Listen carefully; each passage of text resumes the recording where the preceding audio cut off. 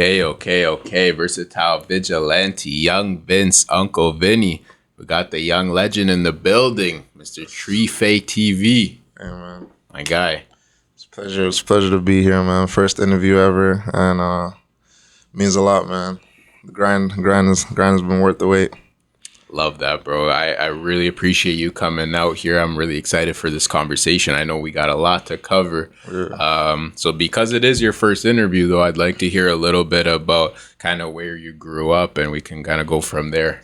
Initially, I was born in Nigeria, and around 2010, me and my family came here, and been living downtown, and we've just made the most of the community we came from. Love that. When you came to Toronto, was that a culture shock for you? Oh yeah, for sure. I got to experience things that obviously I wasn't able to experience in Nigeria. So like having to see snow for the first time, and seeing white people. Like I never saw white people until I came to Canada. So I was amazed that white people had like longer hair instead of like curly or like nappy hair. So it was like that was like one of my first culture shocks. I was like, wow, there's actually white people and there's snow. Because my only experience of like exposure of white people in Nigeria was like in TV shows. So when I saw it in person, I was like, wow, white people are real. Very interesting, man. That I could see that. I'm pretty much born and raised in Toronto, so I can definitely see how if you're not used to that, it could be a shock. Yeah, it's just something I never experienced. I was just like, whoa, awesome. Yeah, we're here now. Yeah. Love that, bro. So you grew up in like a downtown part of the city too. So you jumped right into one of the busiest areas. What kind of like even in like your high school days, how were you moving around? What kind of stuff were you into? I know you're a creator and I want to dive super deep in that, but I'm curious as to your origin story in this game. Yeah, I was just in terms of creative, I was just always outgoing.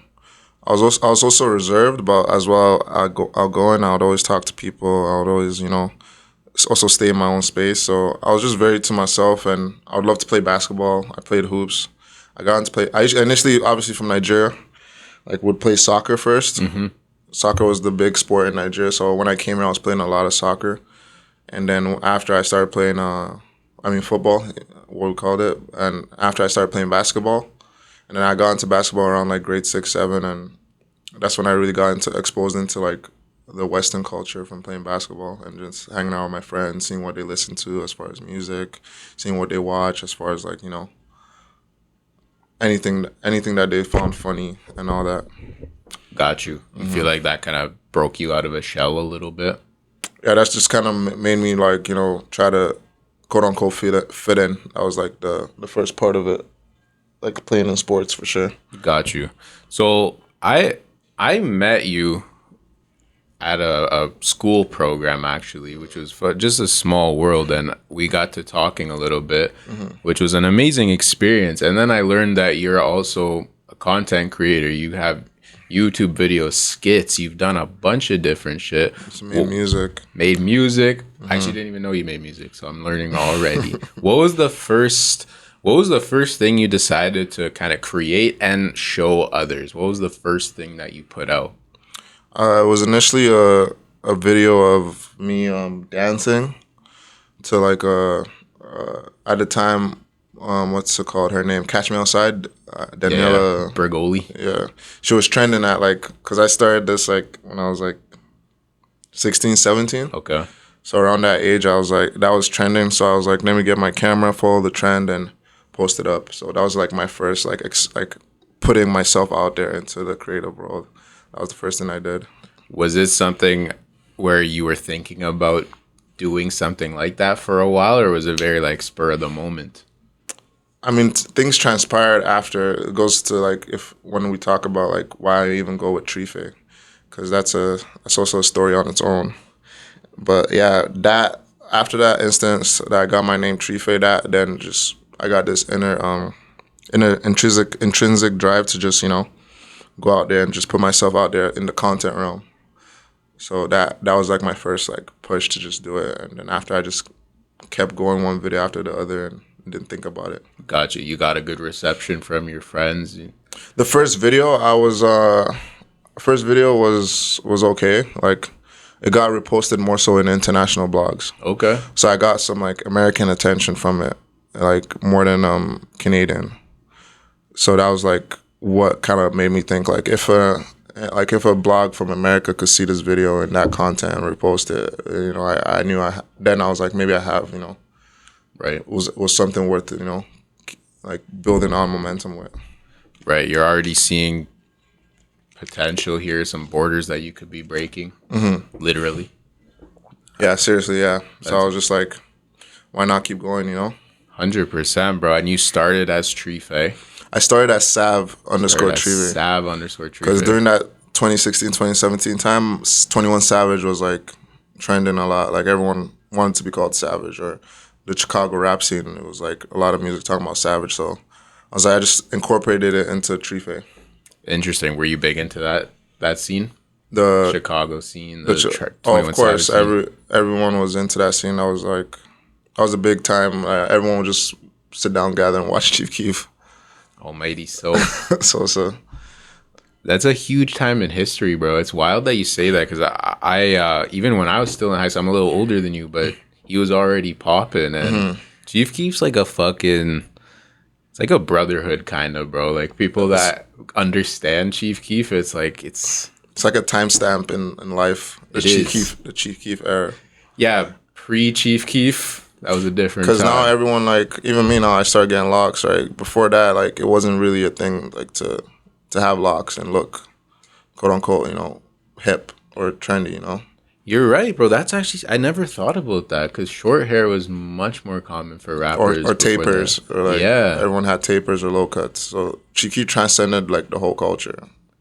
He absolutely did, bro. You're absolutely right. And that whole scene introduced a lot of lingo. You mentioned Savage. Even like the broski term is, I started hearing it from those guys. Maybe it was from others, but those guys are super influential. They've influenced a lot of America and like Canada too. So shout out to Chief, man. Shout out Chief Keef, man. Shout out to whole Chicago. Definitely huge influence. Yeah. So I want to hear this Treefe story though, bro. We're dancing around it. I gotta hear it. So pretty much it's where did I even start? Okay, so around like 16 or 17, me and my friends, we go to a youth night program in our church Friday. So we were there. We get bored, after we do like a couple of church things, and we start playing games, So one of the games we were playing around the block was like we're playing tag. So we started running around. I'm one of the last people to get caught, and then I was thinking it was a good idea to like, go up on a tree by the bench. So I do go there, and then all of a sudden, like, everyone's still looking for me, and I'm like, yeah, no one's gonna catch me. I was feeling good, so. And then I was like, all right, let me get off the tree. And then I realized there was a problem, because then I realized my leg was stuck in between the branches. So instant panic. I was still very young at that time, so I was very like, worried. I was like, are they gonna amputate my leg to get me out of here? And is my friends even gonna see me? Because at that time, when I was stuck, my friends didn't even know I was stuck. So one of my friends, he comes by, and then he sees me on the tree, and it's like, instant laughter. Like, we're all 16, 17, and it's like, they're all pointing and laughing. It's like, they're like, how'd you get stuck on a tree? Before that, they do that for like at least 30 minutes straight laughing. That's how you know that's your real friends, man. Straight laughing before they actually start like taking it a bit serious. And then it's like, it's like, no, I'm not lying. Like, maybe 40 minutes straight of laughing. So I was just there. I was like, I was a bit of panic before, but when they came out, I started laughing, and then I was like, okay, how am I gonna get off this, right? So and then after they called the police, actually. So then they called like 911, and then firefighters come and this is the funniest moment. The dispatch call was like, oh, 911, what's your emergency? And they started laughing. It's like, oh, my friend is stuck on a tree. Do you say a cat? No, they're like, no, my friend is stuck up on a tree. That's hilarious. And then they pull up, and then it's like whole neighborhood flooded with police just because of me on top of that tree. So like, flooded with police, fire trucks, and everything because my leg's stuck. And then after, Then after I'm like, okay, it's real, like, you know. And then after it got worse, then it's like, all right, my crush from the block comes out. It's like a movie, bro. The girl I have a crush on from the block comes out, sees me stuck on a chick. I'm like, okay, great. And there's cameras in my face. Isn't like again that era where like everyone is already on Snapchat, Instagram. So it's like, I'm like, all right, this is not embarrassing. So I was like, all right. And then the firefighters was like, are you okay? I'm like, yeah, I'm fine. I'm fine. And I'm trying not to cry. It's already bad as it is. And then I took off my jacket at the time, and I was like, they're like, all right, try and push your leg, push. I just tried pushing it. I couldn't get it out, so they tie a chain around one branch, it's like thick branches. Like when I mean thick branches, like it was my knee was stuck right in between. So they get a whole chain tied on one branch end, and they pull it, hoping for me to pull out and get it out. And unfortunately, that's what happened, and I got out. And then after I went to go get some poutine, I started crying when I got my poutine, and then, you know, like I said, the social media, everything was captured on pictures and tape, so the whole school knew. I was already known in school because I was like an athlete, right? I was back-to-back student athlete of the year. Before that, I was, but I was already known athlete at the school. Right. So when everyone saw that, they were like, because my first name is like, part of my first name is Ife. Okay. So they just added the tree. So it's like everyone started calling me Treefe because someone posted it was like, oh, Treefe got stuck. Ife got stuck on a tree, and it's like, no, and that's how it just stuck. It was like Treefe, and that's like the origin story, really. That's an unreal origin story, bro. I feel like you kind of course it's embarrassing. Of course it's like, oh, fuck. But I feel like you embraced that pretty well. Is that fair to say? It sucked at the time. My ex rubbed it in my face. She was like, you got stuck on the tree, and I was like, yep. And she laughed a bit, not too much, but like she was like, you know. She was like, you know, and it's like everyone got at me. I walked down the school hallway and everyone was like, Treefe, you know. There was a moment like I actually went to a friend and cried, and like I was crying like bad. Like I was like, yo, like, you know, my life is ruined. I got stuck on a tree. But then it's like after that, he told me, he's like, you know, he sat me down. He told me everything was gonna be fine. And then, you know, after I just kept going. And then yeah, that's really is the origin story. That's one of the most unique stories I've ever heard, bro, for a bunch of reasons. Like, of course, the actual event, but yo, the social media side of it was just because, yo, if you were born 10 years earlier, that wouldn't have happened. No one would have known. It's super interesting. That probably worse than being in the tree. Yeah, that part, the public, because like I said, going in high school at that time is like everyone has cameras, right? So yeah. Them sending the picture from one person to another was quick. That's crazy, bro. The fact that most of the whole school knew the next day, like 24 hours, is just show you how fast things got out. Real shit, just damn near instantaneous. And I mean, now that you're in the content creator world, I mean, you were in at that time as well, but did that kind of show you how powerful this shit really is? Like, damn, if someone sees this shit, it could really. Then I wasn't really into it. Like that was before. Like that happened maybe in like sometime in November or like October maybe. I don't know the exact date. And then I started posting. I posted the Daniela Burgos video on February. So it was kind of bubbling. Yeah. So just from then on, I just went with it. I was like Sav Treefe, and I just posted. Love that. So we touched on already too, like you've done a bunch of different things. When did you decide to go like experiment with different aspects? Like let's even start with like the reviews that you were reviewing music for a time. What was the thought process behind that? How'd that go? Yeah, like the reviews actually was suggested by, at the time, I didn't even know it was going to be one of the biggest blog pages in Canada, but Six Buzz told me to start doing Toronto reviews. So I was like, sure, why not? You know, if I could review Toronto rappers, there were a couple I already was into. So I was like, at the time, I was just like, why not? So I did a couple, and I saw I got a lot of traction. So I kept doing those for a bit. Yeah. And was that people would send you songs to review, and you would just give your 2 cents? Initially, I reviewed artists that already were like, you know, already known in the scene, and then after I started getting artists like offering to pay me to actually review their content, but I wouldn't do it for the money because I was like, I wanted to really review music that was worth, you know, talking about. Right. Until it got to the point, you know, yeah, I stopped it for a bit for certain reasons, but yeah, we could get into that. Like, it's part of another topic I think you were going to talk about after. Okay, fair enough, bro. And I saw, so before the interview, doing some research, definitely going through your YouTube, and I saw that there was some time where you didn't really post much. You took a little bit of a YouTube break. I know you were still posting on IG, doing other types of content. YouTube specifically, even for me, like it's a tricky platform. What was your experience like on YouTube, and kind of what led to you taking a little break? What led to you getting back into it? Yeah, YouTube is a very paceful platform, especially if you're an independent creator. I feel like it's one of those things you go at your own pace, you know. And it's like I've studied a lot of the greats, like from like KSI to like DDG, you know, all the people who have had longevity on YouTube. They've always had stints where they didn't even post for like years. Like they've had moments where they don't even post at all, and then they come back into it. And I feel like a lot of times it's seen as a bad thing to not post for a while. But I feel like for whatever reason, because there's life outside of content creation. So whatever the reason is, I feel like it's justified as long as you come back. Because the process continues as long as you keep putting out content, no matter if it's still at the same level of traction beforehand or after. So that's my take on that. That's a great way to put it, bro, because you're right. It's especially in YouTube / social media, like quantity is looked at.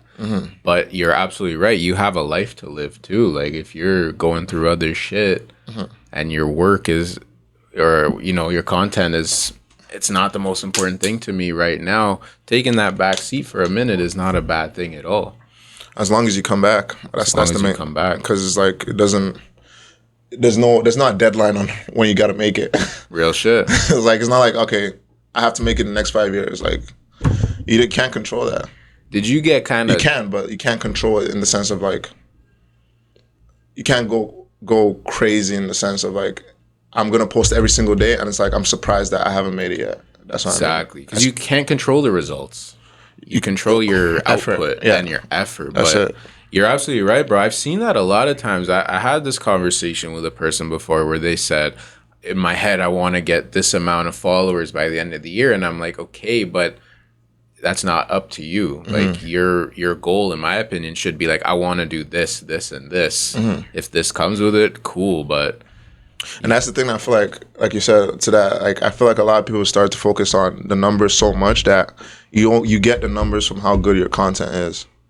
Like I was another example, side example. I was getting like a burger the other day. They were begging me to review for a cookie, but it's like if you guys actually had good service, your review would probably be higher. And a lot of people think the number is controlled by others more than themselves. But if you make really good content, you're critical about your content, you review your content, you assess your other competitors, and you're actually putting out good content, the numbers will come. And I feel like that's what's mistaken now. It's like we chase the numbers, and some people buy followers, buy subscribers, and now that's like the actual number is not even like what you might even think it is. And it's like, and that's another thing. A lot of people seem ahead or behind more nowadays, more than ever, but you don't even know who's really ahead or behind because a lot of the numbers now are superficial. And that's why it's always better to just look in the mirror, like just be a better content creator than you were yesterday. And that's the only way you could, really get better. Because if you're looking at others and seeing like, oh, he's got more followers, but I'm better, and then they got less followers, I'm better than them, but you're never gonna grow. You gotta keep saying like, every video I post is gotta be better than the last one. That's like my mentality towards it. I completely agree with you, bro. I think that's a great lesson for people to learn because that shit does seep into you as a person too. Like if you feel, oh man, I don't have enough followers, that can fuck your confidence up in your real life, and then you're going down a bad spiral. No, it was bad at some points because, like you said, we met in school. Like there were points where like I was like my grades were so good, but I was sad because my followers were going down. And it shows you how deeply psychological that thing could get. And that's why I've started a practice where I take periods off social media. Mm-hmm. So like I'll delete social media and all the apps for like a week and then not touch any of it just to show that I have control over it. It's a great thing. And every February I always go the whole month without even posting at all or being on social media just to like, to to really, because sometimes we're so indulged in the media, you look on your phone and think it's reality. But when you put down your phone, you look at the next person next to you, a loved one, you realize they're actually a lot sadder than you might think they are. You know, they're actually depressed. You know, you might not see how people are really going through their day lives. And I feel like social media made a lot of people more like desensitized to like looking at people and like really reading their body language, like they're not okay. And it's easier than ever to tell people they're not okay. If you really put down your phone, you can see the average person is going through it. And that's when I put down my phone, I really, really see what my life is for what it is. I see a lot of things for a closer perception because I'm not typing or scrolling on my phone, you know, just killing time. It's like, and we're always looking for that next laugh or next giggle or next excitement from whatever we see on our screens, that we might look past the fact that like there's really someone going through it next to you that could use your help. Real shit, man. That was very, very, very well said, bro. And I completely agree. And we talked about this before the interview. I'd love to get into it now too, where it's like, yo, these social media clicks, these posts, these jokes, yo, there's people that are really dealing with this shit in real life, bro. Like in the Toronto rap scene and hip hop in general. We talked about the Chicago guys. They did this shit too. Like, you know, laughing about kids that have died, people that have died. Like, bro, there's family that's been left behind. Friends have been left behind. This shit's not a joke.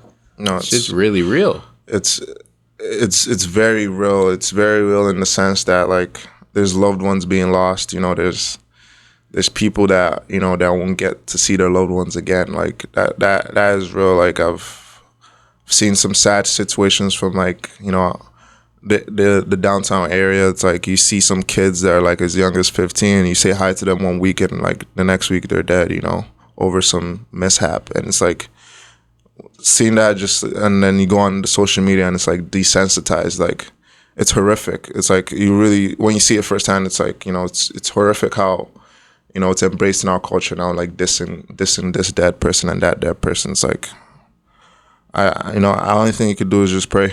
Like that's how deep it is, like, because it's very sad, and I hope the best for it. That's all. I completely agree, bro, and it's very bad. It's very bad, and also it's just like I see people putting themselves in situations kind of willingly, dangerous situations that they shouldn't really be involved in for a click, for cloud. And it's just like, bro, you're sacrificing your real life and real peace for something that doesn't matter. Yeah, like that is like, I feel like as a community, especially like I'll allude to the Black community, like we got to start being more accountable. Like I feel like we're in a time where it's like we can't keep making excuses no more. There's so much information to like make better decisions, you know. And it's easier for me to say from my standpoint because I was fortunate to have a certain like upbringing, 2-parent household, but it's like there's so much more information out there to say like that's a wrong decision, you know. Back then you had to go in the library to find, you could download ChatGPT and ask a bunch of questions now and you know the answer to everything you're going through. It's like certain decisions you make, you have to be voluntarily making a stupid decision because there's so much information out there for you to say like, if I take this path, this is not gonna work, you know. And I feel like that guidance is like missing for some people, and I hope they get that. But it's like the information side of things, I think there's no more excuse to say like I didn't know, you know, like I didn't know if I did this, like the fire will burn my hand. Like no, you knew the fire burned your hand, but you still touched the fire. So that's why I'm alluding to more. Like there's information out there to like say don't do it. Maybe not as much guidance to educate people about not touching that fire, but the information is there. And I feel like if you go out there digging for information, you could find every answer you want in this life. I completely agree with you, bro. There's no surprises anymore. No. And you touched on an interesting point. I wasn't planning on asking you about it, but I like that you brought it up. You mentioned growing up in a 2-parent household. And I feel like that's something that is kind of a weird thing going on in today's world where it's like the 2-parent household, like, is seen as kind of like weird now, where it's like it's common. No, I'm gonna have, you know, in the Western world for sure. Like in the Western like world for sure. Like the 2-parent household is not favoritized as much in effort. Yeah. In the media perception, it's like it's still idolized. Like everyone still wants that idea of like I want to get married. You know, I want to have my family. There's still that media perception and like, you know, I want to be that, but in the terms of like actually working to put a family together and put in the gutter work to keep a family together, I feel like that's dying down a lot. Like people, the imagery goes back to social media. The imagery of that 2 second of seeing someone that you idolize as a couple and then liking it and then hoping it's your life and not realizing what a real marriage takes. It's like people quit so easily in this day for that family lifestyle, but the family lifestyle is bigger than you and your romantic partner. It's about that progression of the next generation. You got to make sure your kids have that foundation to say, I can stand on my own 2 feet because mom and dad sacrificed. Not just dad or mom alone. Mom and dad sacrificed so I could be the best version of myself, even though they might have not been the best together or whatever. You know, it gets very technical when I say that, but more so I'm alluding to just that effort of just keeping that family together just died down. I agree with you, man. And that effort to me is cool. Like putting in that effort is a amazing thing. And now it's kind of seen as like, nah, fuck that. I saw some brutal posts. I think it was Six Buzz where it was a porn star and she was like, yeah, if you want to leave your husband, just leave him. And I'm like, fuck, bro. Like this is the worst like message I could ever hear. And it's just like, yo, it's not all about getting one up on. It's about building. It's about, you know. It goes back to, I have this conversation with a friend a lot. It's like if you don't hold on to your cultures and your values, it's very easy to lose yourself in the Western world. Because if you're only chasing money, you're gonna do anything for money. You know, someone could make you eat, you know, dog poo for the right price. You know, if it's not your culture, you know, to do that, you won't do it. But if you don't have a culture and money's your only hustle, you're gonna do anything to eat that dog poo. If they put like a price beside that dog poo, but you don't have no culture, no background to like keep you grounded, I feel like that's the easiest way to lose yourself in the Western world without having that, like, you know, either you're, you know, Muslim, Christian, whatever your belief is, or either you're, you know, whatever your culture is, your language, holding on to your, you know, all those things. If you lose track of that, it's very easy to get lost for the money here. It really is, man, and we've seen countless examples, and this is why I like to have these types of conversations because this isn't the biggest platform in the world, but if someone's listening to this shit and they're thinking how you're feeling or feeling how you're thinking, like, bro, building, you know, there's for every fucking, like, I don't know if you've been following the no jumper shit, Adam 22, like, for every Adam 22, I hope there's a kid that's like, nah, I don't want that. I want to be a good person. I want to have principles and standards, you know. And yeah, that situation just goes back to just what we just like putting a price. Example. Putting a price beside dog poop. If you put a price beside a certain amount of price beside eating dog poop, then he probably would have ate it too. Adam would have ate dog poop. Bro, I wouldn't be surprised if that's the next step. Like legit, like real shit, man. And I'm glad we're talking about this because I think it matters to have these conversations, bro. Nah, I'm not just gonna fucking look at what they do and say, no, it's fine. It's not fucking fine, bro. I wouldn't want you. You're a young father, bro. Your kid's gonna grow up in a time when social media is gonna be even probably more prevalent than it is for us. How do you think them seeing this type of content, like as a young father, how have you thought about that? Like, how am I gonna explain this to my kid? How am I gonna explain this to my kid of seeing these people doing evil shit? And tell them this is not what the world is. I mean, I hope like his mom does a great job with him. That's first, you know. Shout out to his mother. His mother is great, and I truly mean that. And yeah, me and his mom do a great job with him and the family support we have around him. We just give our best to him, and you know, we just hope for the best. A lot of things at that point we can't control. So I like to think about things I could control. Like if I'm thinking too far, it's like, who knows what's gonna, if ChatGPT is here now, who knows what's gonna be here in 5 years, 10 years, by the time he's 14. Like, great answer. Like there's nothing that, like, you know, like for sure is gonna be there, you know. So I just kind of keep grounded in what's going on right now and just adapt to the environment. And that's one thing, you gotta keep an open mind to, you gotta let go of that, you know. I feel like a lot of, you know, people back in the days, they have like a more closed-minded ideology, because it's like once you feel like you've learned everything, you close your mind to learning other things. Yep. And I feel like that's when you become an ultimate like feeble-minded person. Like you become so stupid, because if you're so closed-minded to think that I've learned everything at like 2024, that's Facebook wasn't even made then.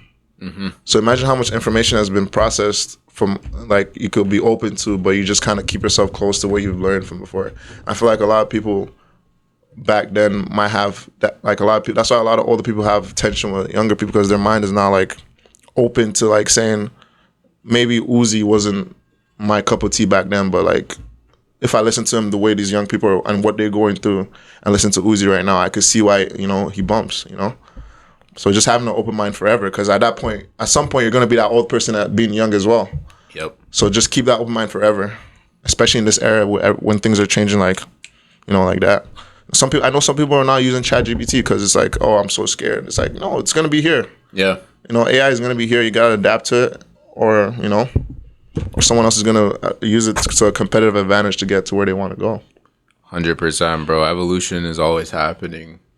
Adapt or die, honestly, man. If you don't want to adapt, it is what it is. You're going to get rinsed out. It's super, super true. So that was a fire conversation right there, bro. That was an amazing topic that I'm glad we spoke about. You be segueing real clean, though. I be catching them. Okay, I appreciate that, Your man. segues are pretty clean. I'm like, oh, you did that. I appreciate that, bro. And you know what? Those are fucking important things to talk about, man. Like, we could talk about bullshit, what's going on in the news all day, but this is real, like, principles, man. This is real jewels that can be passed on. So I appreciate you for fucking speaking on that. You've done a bunch of different types of content, skits. I've seen you do like comedic shit. I saw what you're doing on King Street recently with the giving the girls the rose and shit. You done the reviews. Was there anything that you've done thus far where you're more passionate than others, content wise? I'll be quite 100% honest. I knew when I was gonna get on here, I would be honest most of it. I just love the attention, if that makes sense. I'm a middle child. A lot of middle childs don't get enough attention at home, so I'm very upfront about that. So I just love the attention, and I just go after it. So there's nothing specific I say I love more than the other. I'm fortunate enough that I'm able to make content and do all these other things. But as long as I accumulate attention, it is what it is. It's just my passion, Right. It's not like I'm like out here chasing, I don't know, to be the best rapper. If being the best rapper gives me the most attention, then I'll go for it. But I'll be honest and say that's like my core drive behind just going after everything. I like that honesty, man, because I bet a lot of people feel that way too, but won't say it. I like that you'll say that shit. And also, my shit, VersatileVigilante. Like, you're a very versatile guy, and that impresses me. For you to be able to go walk down King Street. You look like you're by yourself. I don't know. Yeah, you're a dolo, man. And like, that's not an easy thing to do, bro. And for you to do that, for you to review some music, for you to make music, for you to do all this shit, that takes balls, bro. And also, I'm putting it out there. That's the biggest thing, right? Putting it out there. You could do all that and still have it in the vault, but putting yourself out there to be open to judgment, whether people might like it or not, I feel like that's something I always commend people on, because it's like a lot of people I know have been pump faking to, I'm going to start doing this, and then I never actually do it. Talk is very cheap, man. Yeah. Very, very cheap. No, I respect it. And we didn't even mention, too, how you're doing a lot of this shit. You're doing a full-time school program. You're around all different kinds of people working in different industries. Like, I really commend it, bro, because you're a good example of, like, you could put your mind to something and do it. Accomplish it. Never a finished Appreciate product. That. Yeah, it's just a testament to I'm a strong believer in God, and family members just pushing me to just do whatever I want to do and giving me that support to do it. I thank God for that. I love that, man. God bless. I really, really, really respect it. So being a content creator, you're in the Toronto scene. You're from Toronto. Well, you moved to Toronto. Wild city we live in. You can say that again. I could say that again. I could say that many times. I love the city that we're in. I really do. I feel like, we actually met up at the M-Works Film Festival too. Shout out M-Works. Like, there's people, there's people in this city that I think are already legends. I think there's people in this city that are on their way to being legends. I want to talk about some of the negatives, but I want to talk about some of the positives too. For me, dealing with someone like yourself, other people that, we know, inspires me. I see a lot of people working their ass off, doing creative shit. How do you feel when you see, especially young people, where I'm gonna put myself out there and I'm gonna really work? Does that give you a bit of a boost as well? Oh, the youth going at it is very inspiring for sure. Like, it's harder for them to put themselves out there because at that age you care a lot about judgment. You care about what your crush thinks about you. You care about what the guys think about you or your peers. Not to say necessarily the guys, but what people around you are doing the most around your teenagers. So it's like for you to put yourself out there as a content creator, it's a huge step alone as it is. I think so, bro, because we have a lot of talent here. We've seen it, of course, the Drake effect that I think we'll talk about a little more too. But there's a lot of people that are really doing their thing, putting money up, putting their money where their mouth is in a lot of situations. And it's really interesting to me. To contrast, though, I think it's very interesting how a lot of negative shit gets more publicity than a lot of the amazing positive things. And you know what? I'm kind of doing that right now, but it's just interesting to me, bro, how that shit really does seem to sell more. Yeah, I'll start off before I dive into that. I'll go into how I'll first say this about Toronto. Toronto's like one of the best cities in the world, and I say that obviously with a bias and not being traveled as much as I want to yet. But from just the little I know of Toronto, I could imagine like there's very few places in the world where it's as diverse, as welcoming as just the whole GTA, just like the whole GTA to even HA up to Hamilton, like very diverse, very open to people from all cultures, walks of life. Because like I said, I didn't see my first white person until I came here. So you can only imagine how some people from other countries can only interact with certain people that only look like them. So it's like I've been able to grow so much from being in Toronto that I don't think I could have been able to do anywhere else in the world. And Toronto is also a place that you love it so much that only when you leave it. When you leave Toronto, because I stayed in Hamilton, obviously my son, I lived there for a bit, raising him, and then after I missed it so much because I was like, just even the sight of CN Tower, I missed it so much. So I realized like I might hate Toronto when I'm in it, but when I know I leave it, it's going to be the worst feeling ever because you're going to always think about it and want to visit it all the time. But to go into the negatives, is like there's a lot of things in the content creating realm where it's like, could be talked about. What would you want to go into first? Because this. What do you want to talk about, bro? Let me throw that out. I feel like there's something you want to get off your chest. I feel like the Toronto content creating scene is just more so like I feel like everyone just sees the potential, and I feel like we should all be sick about hearing like there's so much potential about the Toronto rap scene and like. Or the Toronto entertainment scene that like why isn't this person this big or why isn't that? I feel like it's just more so a thing of like we gotta just think more so how to just keep going instead of bringing each other back. I feel like there's it's competitive, but it's not a middle ground. Right. A lot of places are competitive, but there's a middle ground where it's like okay, this is time to work. And I feel like there's no middle ground in that aspect in the content creating realm. It's like everyone's just like. Okay, I want to be better than you, and there's nothing wrong with that. Like LeBron wants to be better than KD, but there's a middle ground with those guys outside of the court. For that in Toronto, I don't think there's a middle ground where it's like outside of the game court, like the competition can take a break for a bit. Right. Like you obviously still won't aim to be better than the next person, but when LeBron and KD get off the basketball court, they're brothers. Yeah, the game's over. Because you know why? They're in the same industry. They're business partners. Like I just said, I was at the concert yesterday. I seen Brent Fayez, Bron and Draymond up there and, having a good time. These are rivals in the NBA court. Like these are guys that dread each other. Like LeBron beat Draymond 3-1. And these guys are up there turning up. It shows you that there's possible to be a middle ground even though, these guys are trying to kill each other on the court. Yeah. You can still be competitive, but don't take it outside of when the game, outside of content creation. Right. There's a time and a place. Mm-hmm. I feel you, bro. And I've noticed this, especially in the last year or so, like even just in the podcast game, like I think in Toronto, and I'm sure it's a thing in other cities too, but we speak on Toronto for real. Mm-hmm. I think we think that there's only one spot available. Like in the podcast world, I see how some guys move, and I think they think that there's only room for like one big Toronto podcast. Or rap, I think, is the same, where like there's only room for one or two like top guys. pick your field. I'm sure in the like skits game, there's probably YouTube that or any- YouTube game, and that's just so false because that's a regional mindset, bro.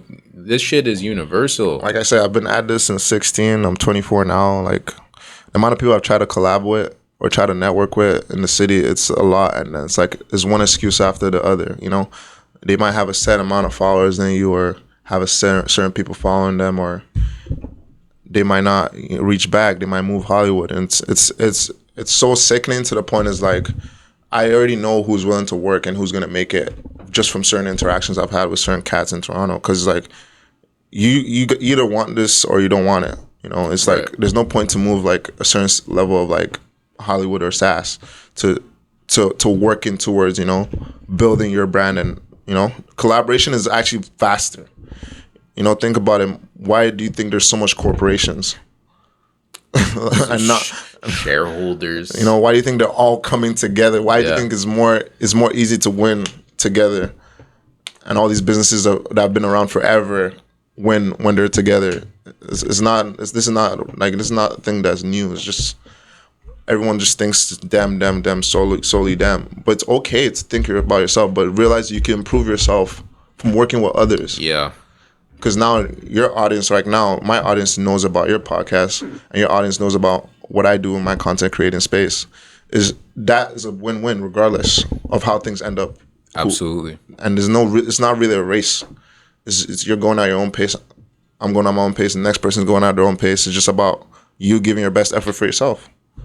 Extremely well said, bro. I love what you just said. One thing that I've learned too with the collaboration, like for like what we're doing right now, it's easy, bro. We're chopping it up. Fucking awesome vibe. Like it's easy. I've seen when, like, for example, collaborating on a bigger project where now money's involved and credit is involved. I think that's often when things get kind of fucked up. And if two guys are both like trying to come up together, I think that's when the egos start to clash. You know, I think it would be nice if there was like a little bit of a guy that when sometimes like there's someone that is maybe a little bit further ahead could help this guy get. Do you know what I'm trying to say? I know like what you're when trying you're to say. both on the same level. Because I even have it for me, bro. Like, if a podcaster came to me and was like, yo, let's have a show together, and we're both kind of, like, similar, I'd be like, I don't know, bro. So it's like, it's a weird... You know what I'm trying to say? It's like... It goes back because we're both students, so I could refer this to where you could understand that better. If you collaborate with another student, even though it doesn't reach that level of collaboration with, like, a professor or someone in the industry, that student, you never know what they could end up being.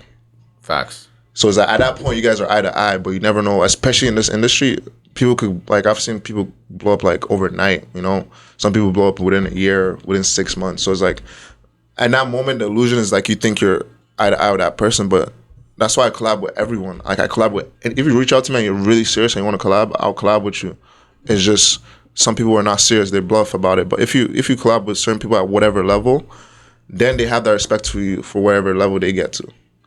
So then you're thinking those guys that are up, but you might be next to a person who's up there already. Right. But it's just not visibly there. You know, and that goes back to the illusion of numbers. You see someone with a certain amount of followers more than you, but you don't even know how much your effort is compared to theirs. Facts. So it's like, that's why I try to detach from looking at certain subscribers and certain follower numbers. Because sometimes you might see, oh, this person has this much number for it, but you don't even know how much. Because when you create your own content and you see how much effort you're putting in and you compare it to others, you realize like those numbers don't even mean anything. It's because like the work and effort you're putting in is like those guys can't even understand it, because it's like you put so much effort into what you're creating your content that it will show eventually. You just got to keep going. Real fucking shit, bro. Like, you just got to keep going, because that's why you got to keep that humility always. You're absolutely right, man. That's an amazing way to put it, because it's so super true. Like, what does that even mean to be on the same level? What does that even fucking mean? Like, especially in the content entertainment industry, like it's like school is like, it's very clear: first year, second year, fourth year. Here, you don't even know. No, exactly. there's no rules. There's no like. Okay, there's no league. There's no like, you know. You're absolutely right. So you're never too far from the next person. You're never too far. Then whoever you think is living that Hollywood life you want to live is not. You're never too far from them. especially in this industry, just because there's no set criteria to get you to a certain point. It's just you just kind of keep going. You hustle. Facts. No formula. There's no formula. Not in science class here. It's not. Real shit, man. Just go. Actually, you know what? So I've talked about this quite a bit in the past. I'm just now curious to hear your opinion on it. We already brought up Six Buzz earlier. Blog pages, not just Toronto blog pages, but in general, even like you see the No Jumper page. How do you feel about them? Do you feel like they help or hurt or neither? I also did blog pages for a bit, and I could understand the mindset behind, because I used to post like different content on my page at my Instagram, and I can understand like how they view things. They're more so looking to just interact with the audience, so they post whatever they feel the audience engages with the most. So that's how they stay relevant with all the algorithms and stuff, because algorithms is the audience, so you have to stay relevant to the audience. So I feel like for them, it's like from the outside point of view, if you're not the people pushing out these posts, you might think like, why are they pushing out this heinous things and all this sick stuff? But it's like, this is what everyone wants to interact with. So for them, it's like they could post about how, you know, someone's doing so great for a community, or someone's doing all these beautiful things, but people are gonna be okay, cool. But if it's like, this guy's about to fight this guy on the world stage, and it's like you called him a, you know, whatever, everyone's like, oh my goodness, that's what the audience has been bound to engage to. And I feel like those blog pages, they just read off that, right? And a lot of them are just strictly business, so that's why they might come off to the general public as like, why are you posting this? Like, you always post this type of, it's just what the audience is, what you guys are engaging with. Yeah, that's what it is, you know. It's a little bit, it kind of reminds me of like the drug world. Like, yeah, I'm selling you these drugs, but you're buying these drugs. Like, you're the one coming back consistently to, you know, even though it's not necessarily ethical. Yeah. Specifically to drugs, but the content, like the blog pages, they're just thinking like strictly business, and it's like, it has a ripple effect. Don't get me wrong, and it's like it takes a toll on the individual mindset, but it goes back to your self-discipline on what you see on media and how you perceive it, you know, because then again it goes back to different things. Like, you go to a certain part of the world and what you think is being posted on all these blog sites is what everyone thinks, but you go to like Nevada, they don't know what Six Buzz just posted. Yeah, facts. So it's like, if you take a break from looking at all those things, you could always like open your horizon to say like, okay, this is just one side of the world or whatever. You know, it's so easy to get lost. It goes back to that, what we talked about earlier, that social media illusion. It's like, if you really touch grass and really go certain places, you realize like what people are saying on social media is not even what they even feel. They're just going out doing, you know, no one really cares. Absolutely right. No one really cares. That's so fucking true, bro. I really learned that lesson heavy during the COVID time too, where like if you turn on any sort of news or any type of content, it was always just mass hysteria. Meanwhile, it might have been like 25 degrees out and sunny. And it's like, fuck, bro, I'm gonna enjoy this weather, you know? And that's why it's extremely important as a creator to focus on yourself first, because whatever content you're making will be taken care of by somebody else. Yourself should be your number one priority, because someone else will post something similar to what you're going to post, and the audience might eat up for that time. But if you keep trying to post just to keep up with posting and you're not okay, then it's like the long-term demise will be worse than that short-term gain of like, okay, I'm posting, but I'm not okay. Real shit, bro. You know? And that's so facts. Like, if you're absolutely right, man. You're yourself. I actually, this interview with I don't know if you watched the Casper interview with Vlad. Did you watch that one? I've seen clips of it, yeah. So, whatever. It wasn't a great interview, but there was one part of it that I thought was very interesting, where Vlad was asking him about like his life and being in the streets and shit, and he's like, how come like you have all these successful songs, but you were doing this shit in the streets? And he's like, bro, it wasn't like I drop a song and it gets 1 million plays and now my life is better. Like, bro, my life was exactly the same still. Like, what I was involved in, the fact that I had 1 million plays did not solve any other problems in my life. And it was such a simple way to put it, but it really hit me, where it's like, bro, this shit is not real. Like, if you can turn it into something real, amazing. But it's separate. This shit's separate, bro. Yeah, a lot of cats in the city, there's only a select few who are really like, this is their full-time hustle, and they're like, you know, they're making like bank off it. But like a lot of people who are creators are still like working their regular jobs and like if they are working and trying to make ends meet, like every other person. Exactly. Don't let the attention fool you to think that they're that much above. That's why I always remain humble, because like no matter how much attention you think you have, you're still another person, and it should be that way. I think it's like you just got to carry yourself like a regular person, because like not everyone's gonna see you that way just because you have a set audience that sees you like, in that mogul aspect of like, oh, you're this entertainer. Not everybody else thinks of you like that. So you can't carry yourself so high up to think like, oh, I'm better than everyone because I got this. Nah, that's why I always remember to stay grounded, because it's like that's what drives a lot of people crazy in this industry for sure. You're absolutely right, bro. In life in general, man, like I met you again through that school thing. I work for a corporation, and I see it in a corporation where they, a certain job title, I see it in them. They think that they're better than someone else, and it's like, no, bro, that's not how it fucking works. And the reality is like working corporate, like the real bosses are the most nicest ones. Yeah. Like the actual like higher up bosses, the ones that actually really like putting in the work. Like I know some people work in corporate, like they're waking up 5 a.m. They put in a certain amount of effort, then go to work, and then manage like a whole crew. Yeah. Like those guys will come and shake hands, smile with you. They treat the lowest level person, the person mopping the floors, no different than the person who they gotta tell to fix their accounts and make sure the money's straight. Those, like I've seen real bosses, and a lot of people have that illusion of like, oh, I'm a boss, and like I point at fingers, and no, those are not bosses. No. Those are, I don't know what to call them, but they're not. The real bosses actually do the dirty work, even at their level, and that's one thing that I feel like could be brought to the Toronto entertainment scene. Like you still gotta do the dirty work, no matter how much followers you have. You gotta do the dirty work. You gotta go shake hands. You gotta go meet people. You gotta go make that same content you were making before. I make it better than it was a couple years ago. You just gotta do the dirty work. Very, very, very well said, man. And you're absolutely right, bro. Because business is something completely separate. Like you can even be an amazing artist, amazing content creator, but if your business is not on point, it's gonna fuck things up. We touched on this before too, where it's like there's been to host a concert in Toronto is like sketchy. We had Rolling Loud last year, and I actually thought it went quite well. Just because I thought things were going to go extremely crazy. It hasn't come back since. So I'm kind of interested to hear your opinion on like the business perspective of the entertainment world. We talked about it earlier, like you said, like it's bad right now, but I'm hoping it gets better. But like as of right now, like business and the Toronto entertainment industry are not meeting eye to eye, and it sucks for a lot of the creators, because like you could be such a great creator and still be making no money. Yep. And you could be one of the best in the city if that business part is not there. And it's like, when I mean business, there's so many aspects to it, but what I just said prior was just more so I'm referring to the relationship part of business in the city. I feel like there's no, like I said, that middle ground, as I mentioned before, like there's no middle ground where it's like, we're done creating, we're done hooping, we're done playing in the basketball court. Like Bron, I refer to basketball a lot because I love hooping. Like LeBron and KD, like they're done hooping.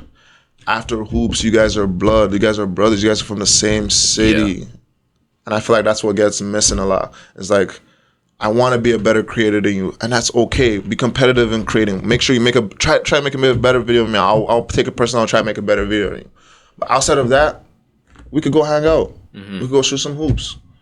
We're still like, in that same sense of like, we're from Toronto, and I feel like that's what's missing in Toronto. It's like there's no middle ground to say like, I'm trying to be better than you, but we can't be friends. We can still be friends, Right. And that's what's been hurting the city a lot. It's like everyone wants to be better than the next person, and it's like we still don't, think of each other as one of each other just because we want to think we know. Yeah, that's facts, bro. I mean, I know we talked about that potential word where it's like, but I do think there is potential for improvement because I do kind of like what I've been seeing. I'd say right now the two biggest guys after Drake, of course, is Pressa and Smiley, and I see that they're. Mm-hmm. I think I am just based off social media, but it seems like they fuck with each other. Like I see them in LA together, and like I think that's a good sign. I hope that's like a sign of things to come. That could be just a drag on to just the impact of Drake. Yes. Imagine the impact of Drake on both of those careers. Drake Drake, like we talked about earlier again, Drake really is the reason that we have a lot of creators from every level, you know, from actors to rappers to he's one of the first people that made it at that scale to inspire the masses to think, okay, I can maybe be like Drake and being from the GTA Toronto area. Yeah. And that's why you have a lot of producers, you have engineers, you have aspiring actors, you have everyone here wanting to be to that level because Drake made it seem possible to everyone. People don't realize how hard Drake worked to get there, you know. And like when you try to aim for that and get there, you realize how much work Drake put in. It's probably in the same amount of hours we probably never gonna get to see because, you know, he did that. He definitely did, bro, and he's a huge resource, man. I think even because rap music, well, music in general, like it's I think pretty rare for someone to drop music consistently all the time. Like I'm sure there will be a time where he probably doesn't release a ton of music, but I definitely see him going down that route of just being a fucking mogul. Yeah, he like we said, He already is. We said earlier, he takes this personal. He takes it personal, and I think that's what keeps you in the game too. I think you got to take a lot of things personal, but still remain business, and that's what people miss out with Drake. Drake is still he's going at it with certain rappers, but you still see him like keeping it cordial because he knows it's still a business. Yes. There's so many artists he's gone at, and he's still trying to keep it cordial because it's a business. It's nobody's feelings involved. Like you got to keep your feelings aside when it comes to business, you know. Absolutely, and that's what keeps hurting the actual Toronto rap scene when it comes to that. It's like there's so many talent that could be making so much money because of what they can do, but it's like the business and the feelings need to be separated. You know, sometimes you're gonna get hurt. Like we talked about earlier, sometimes agents in the NBA tell a player like, we couldn't get your trade. Like imagine Damian Lillard now. Like his agent just told him probably can't get traded to Miami. He's gonna say fuck the NBA. Exactly, bro. No, exactly. F everybody, you know, like, and then ruin his business. Like it's a business. You gotta keep it cordial. You gotta keep it classy, and just keep going. You know. 100%, bro. And that's probably the thing that frustrates me more than anything. Like, fuck, bro. Like, I don't know.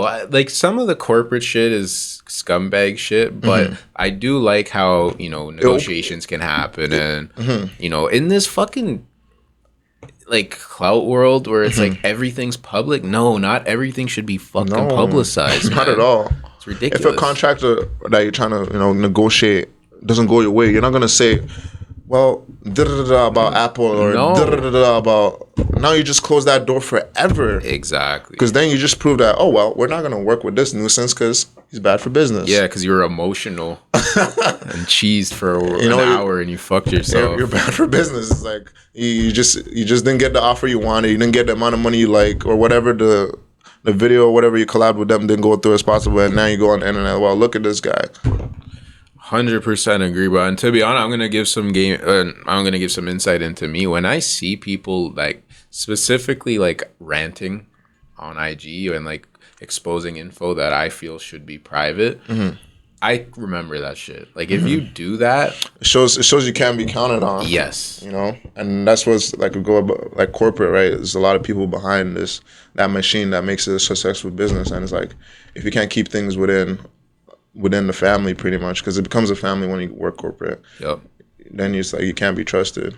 Can't be trusted, bro. That's exactly how I see it. If you can go off the deep end like that, why wouldn't you another time? You could sell the whole company out at any point. And that's why there's gatekeepers to this game, because like people gotta earn their stripes, and that's why I respect that. Because like imagine a nuisance comes in there, and just, you know, he thinks he's better than everyone, and this is a corporate company that's been around for 20 plus years, and he comes in there to kind of just mess everything up. It's like I respect why it's like that. When you work in this certain type of industries, you understand why it's like that, why it should be like that. Because people come with certain egos and think they know everything when they don't even understand how to rise from the bottom and earn your stripes. And that's actually, like, you've brought up basketball a few times. Like the presence of a veteran is so important on a basketball team or any team. If a young guy's coming in and they're a little bit too cocky, like, bro, that veteran is there to keep you grounded. That Udonis Haslem is there. Yeah, you gotta do some rookie stuff to make sure you know you're a rookie. You know you might have gotten your big NBA contract. Exactly, but bro. you still got to work your way up and be in the league. Like the average span for the NBA, I believe, is like 5 years. Super short. So it's like you better respect your veterans because they're there.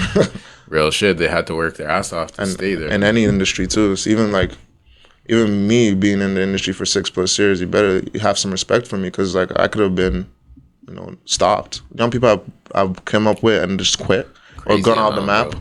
Crazy amount. It's insane. It's like I'm still here making content in Toronto. So it's like, if you're a content creator, have a bit of respect to know what I've put in that background in terms of years. That's all I'm saying. Big facts. And I completely agree. And even with Drake too, like, he's an interesting guy because for a lot of reasons, obviously. But one thing that I've always found interesting with him, he's always had the reputation of being like the sassy like guy. Even now, like, he's always water. Yeah, do your thing, bro. Like, I remember back, especially pre Meek Mill beef, the Drake narrative, especially, I feel for like Charlemagne would always fucking make fun of Drake, and like, you remember that shit? Oh, like him being soft? Yeah, I don't think Drake is soft at all. No, I don't think Drake is soft at all. Yo, the thing that he's done time and time again is I can't really recall a beef that he started. It's always someone like bringing him up, and then he deals with it. Like, the Meek Mill one was the perfect example where he started saying some shit on Twitter, like insane. Like, disrespectful, bro. Like, if he said that about any other rapper, they would have felt a way about it. He started it. And Drake bodied him in that shit. Like, that's not an opinion. Everyone knows he killed him. And he put his career on the line. Put his career on the line. It could have ended bad for Drake if that beef didn't lean towards his favor. Because that was a pivotal moment in his career to where he is right now. And it is. And people don't give him enough credit for taking that risk. Shout out to Serena. I agree, bro. Serena Williams. She encouraged him to drop that track, because that second track just ended him. That was like some. And that's just coming from a Meek Mill fan. Like, I was a core Meek Mill fan, so it's like, when I heard what's that song called? Back to Back. Crazy. Just even hearing the name of the song just chills. That fucked up. That fucked the world up, man. And he handled that shit like it was a real like. And people still call Drake soft, which is crazy. No, and even I don't know if you saw that. You probably did. Like, we talked about it actually. Elliot Wilson took a little bit of a shot at Drake, where it's like, I wish you'd do more interviews with like hip hop culture. And it's like, and Drake responded to that, and I'm like, bro, you started it. Like, you know what I'm saying? Like, you when you mention someone's name, or you mention what someone's doing when they had nothing to do with you, and then they respond, bro, you're free game, you know? And I feel like that's always been Drake. Like, I can't think of one thing where he's gone out of his way to just talk shit. You know what I'm saying? Like, I think he's built for that war, but he's never the one firing that first shot, bro. Pusha T started that shit. Like, everyone that I could think of that has a problem with Drake, Charlemagne was always naming Drake. Like, you know what I'm saying? Yeah. And he's someone who I like how he handles those situations. Like, when it's time, okay, I'm gonna step on your fucking neck, bro. Like, you fuck with. I feel like he's the ultimate. You fuck with the wrong guy. And in this industry, I was alluding to it recently. I saw a camera guy post a picture exposing someone who didn't pay their money, and I commented under it. I was like, today. Yeah, I saw that. Yeah, I don't want to mention too much into detail about it, but pretty much the guy owed the camera guy some money, and he got exposed. I saw that. And I'm like, in this industry, you gotta protect your reputation with your life. You know, you gotta fight for it, even if it's like you can't fight for it. You gotta fight for it to the death, because once your reputation is ruined, it's hard to recover. Yep. You know, so that's why Drake takes all this shit personal. When you speak on his name publicly, like you're coming for his kid, because that's how he feeds his kid. So how can you get mad at him for, you know, having to fight for his reputation? Like, these things being said about his name publicly, he has to come out and combat that, because, you know, you're trying to mess with his bread, how he feeds his people. Like, I understand why he takes it personal. I completely agree, bro. Because it's a great example too of like, mind your own business, man. Like, why are you bringing this guy's name up? Why are you bringing people's names up? And in entertainment too, I see that too many times where it, like, interviews is an amazing example. Asking like a guy about street beef, you're now involving yourself in that, you know. Like, why bring yourself into that? Like, I think that's bad. It's for clicks, and, you know, like I said, it goes back to that rush, that chase of, you know, attention, and it's like, facts. It comes a real life consequences when you put down your phone. I'll tell you that. It really, that's exact. And you know what, bro? You're not a victim in my eyes. Like, I don't wish any violence on anybody, but when you're putting yourself in, you're putting yourself in, bro. That's all. Yeah. Interesting shit. So, Big basketball guy too, eh? I love hoops, man.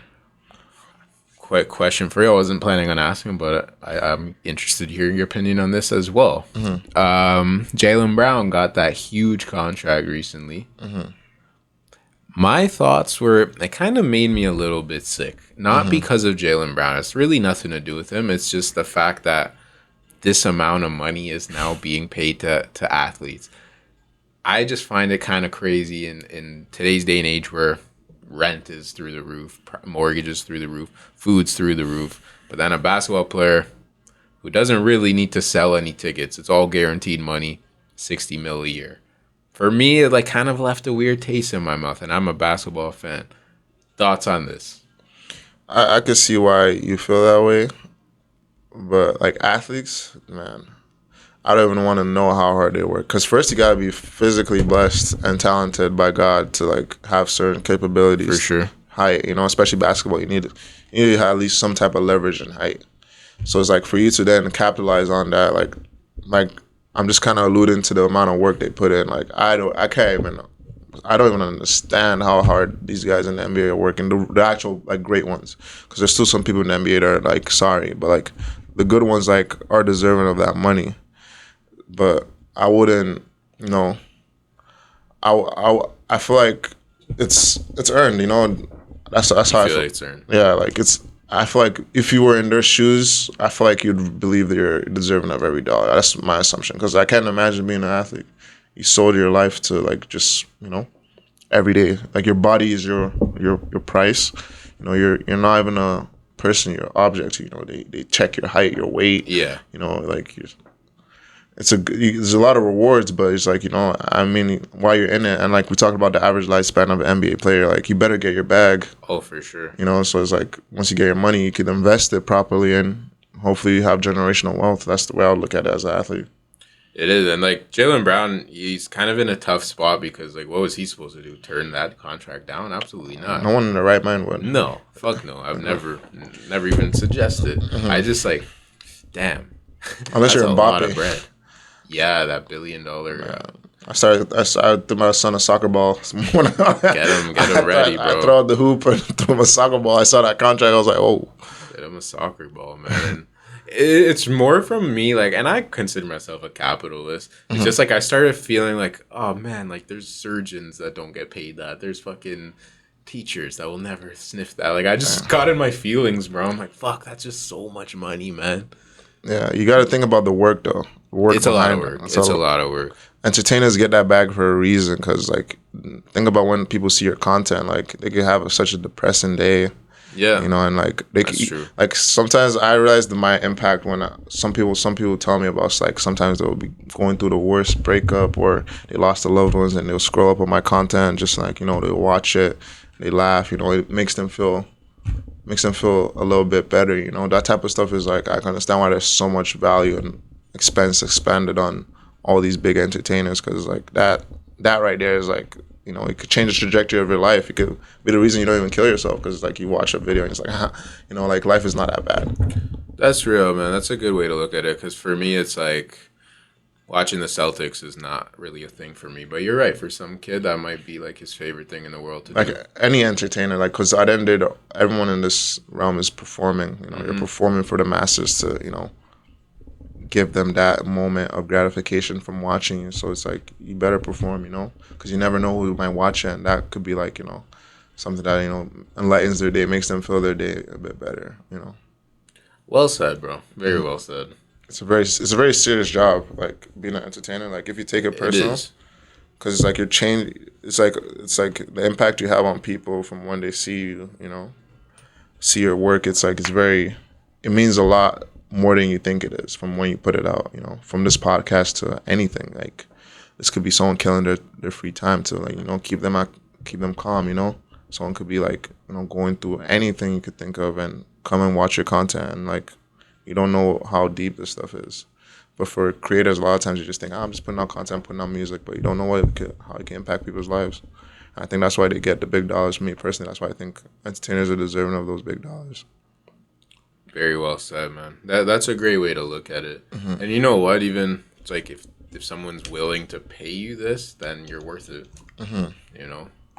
That's real as fuck, bro. So yo, we're over an hour now. Time fucking flies. What I Yeah. want to ask you, um, you've been dropping some skits, outside chronicles, which I quite enjoyed. Near future, what are some Treefe plans? Definitely just. I feel like I don't use my voice a lot on social media, so just trying to talk more on social media and just kind of like collaborating would be something I want to do as well. To going outside to America, seeing how I could collaborate there. Yeah, just being myself on camera. That's the hardest thing to do. I feel like it's a lot of times you want to emulate others and you want to be like the next person, or you want to be like the people that inspired you. But just trying to like be my authentic self on camera is something I'm working towards. But yeah, I that's think you're getting there, bro. Because those King Street videos, like you were carrying yourself like the same as you are here, and yeah, like I fucked with it. yeah. It's something I'm working on. I hope to get better at. Keep it up, bro. The only way is up. Hey I man. strongly feel that way. Just because you mentioned the states, any city specifically you want to touch first? The major entertainment cities like L.A., Miami, Atlanta, New York. Where else? Yeah, those are the big entertainment cities I think about. Like as far as content creators go, to just really networking with those people up there and seeing how they move and their pace and just kind of adapting. Facts. I'll reach with you, bro. Let me know when you're down. Let's go to Miami. Let's go to Miami. I went to LA last year. It was fucking sick. I had the first time there. I had a great I heard time. there's like celebrities everywhere. I actually didn't see any celebrities, but I still had an awesome time. Yeah, And yeah, bro, I think that would be a great step for you. definitely. I love to do that. I feel like that's a huge part of growth as a content creator, traveling and seeing how other people in other regions, hustle over there with their content. Fuck yeah, man. New location, a little bit of new perspective. Absolutely. Any last words, bro? Anything you'd like to promote? Anything you'd like to share? Anything you'd like to bring up? Probably just the message to the youth. Probably just kind of encourage them to keep going and understand that you don't have to have everything figured out, and just kind of hold on to something that defines you. Could be either your belief or your culture. Hold on to that for dear life, and just be yourself. And you're gonna make mistakes. You're gonna mess up. You're gonna do things that you wish you didn't do, and embrace those things, and use that as motivation to be better the next time. So yeah, ultimately just be great, be yourself. Appreciate all those who helped you along the way, your parents, all those who've been there for you to be where you're at. And realize that you don't do it by yourself. And like even for you watching this right now to be where you are watching this video, there's a lot of sacrifices that have been made for you just to sit down and watch this video. So appreciate those people who did those for you. Yeah. Treefe gang. Treefe gang, man. Love Treefe that. Treefe_TV on Instagram. Treefe TV on YouTube. Google me. You find me. Love it. You heard it from the man. I appreciate you, bro. Yeah. Treefe TV. Appreciate it, man. Great conversation. Like, comment, subscribe, follow, everything, Subscribe man. to Versatile, man. Versatile Vigilante. First Let's interview, get man. it, baby. Let's go. First interview outside. Let's get it.